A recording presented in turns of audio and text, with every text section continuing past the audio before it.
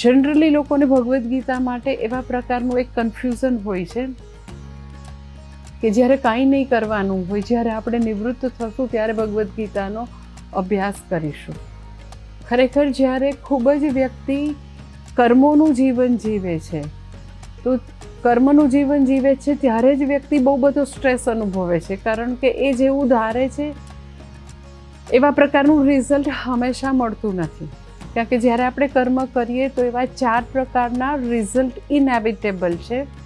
Either you get less or opposite, અને કાં તો મોર અને ઇક્વલ રિઝલ્ટ મળે, કાં તો મારી અપેક્ષા મુજબનું મળે, કાં તો મારી અપેક્ષાથી વધારે મળે, કાં તો મારી અપેક્ષાથી ઓછું મળે, અને ક્યારેક મારી અપેક્ષાથી તદ્દન વિરુદ્ધ મળે.